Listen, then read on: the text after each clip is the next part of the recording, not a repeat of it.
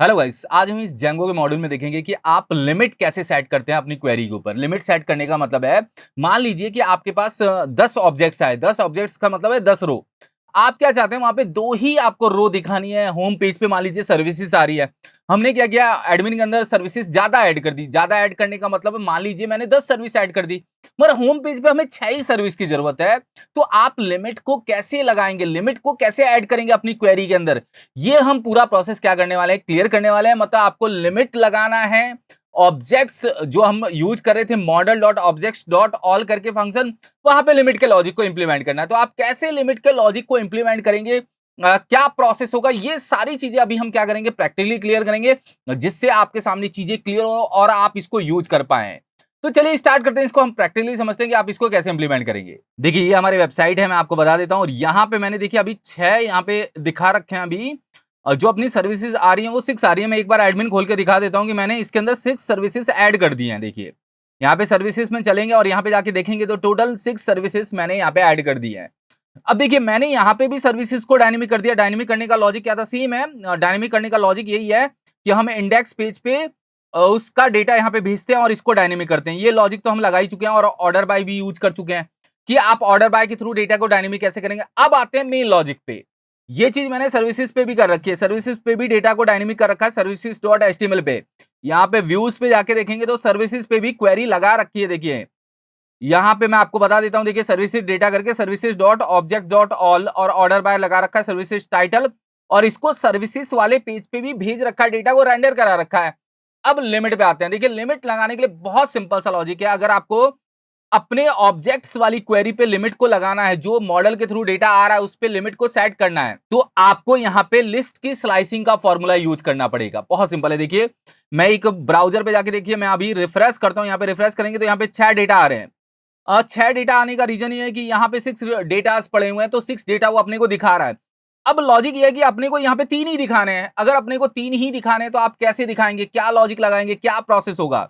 तो आपको यहाँ पे जाने के, जो ये हमने ऑर्डर बाय लगाया, इसके बाद आप यहाँ पे जाके क्या कर सकते हैं, लिमिट सेट कर सकते हैं कि मैंने यहाँ पे कॉलन 3 कर दिया। देखिए, कॉलन 3 करने का मतलब ये है कि आप 0 से लेके 1 2 और डेटा लेना चाहते हैं, मतलब टोटल 3 डेटा लेना चाहते हैं। यहाँ पे स्लाइसिंग का फॉर्मूला मैंने लगा दिया। स्लाइसिंग का फॉर्मूला ये कहता है कि आप इसके अंदर 3 चीजें लेने वाले हैं, एक 0 की और एक 1 की और एक 2 की।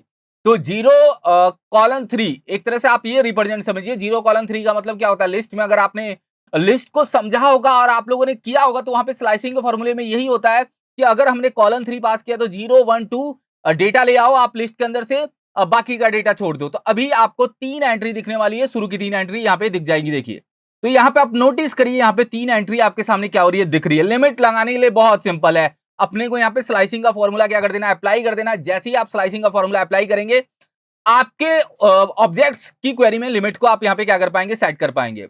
अब आते हैं, अगर मैंने यहाँ पे 2 कॉमा और यहाँ पे मैंने कर दिया 5। अगर आप 2,5 को समझते हैं तो क्या समझते हैं, देखिए 2,5 का मतलब ये हुआ 2 का डेटा लेके आना है, 3 का डेटा लेके आना है, 4 का डेटा लेके आना है। मतलब 5 से कम, 2 से स्टार्ट होके 5 से कम, मतलब मैंने उसकी पोजीशनिंग चेंज कर दी।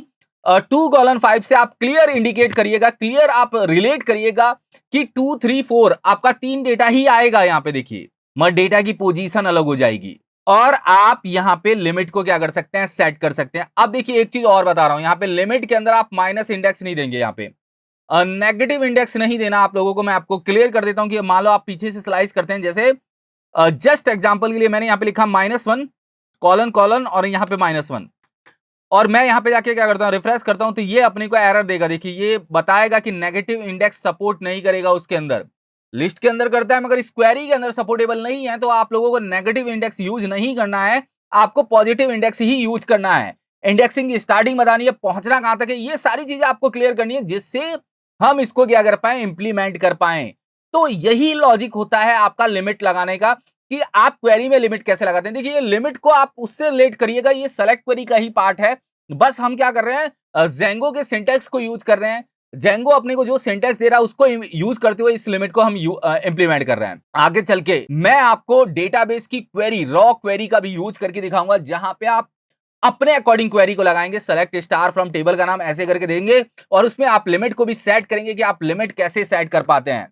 तो अभी के पार्ट में ये क्लियर समझिएगा कि लिमिट क्या होता है, कैसे इंप्लीमेंट होता है, आप डेटा पे लिमिट कैसे सेट करेंगे, ये सारी चीजें आपके सामने क्लियर हो गई होंगी और ये आप लोगों को आसानी से इंप्लीमेंट कर पाओगे, ये चीज क्लियर है और आप लोग इसको इंप्लीमेंट करिएगा। Thank you so much guys.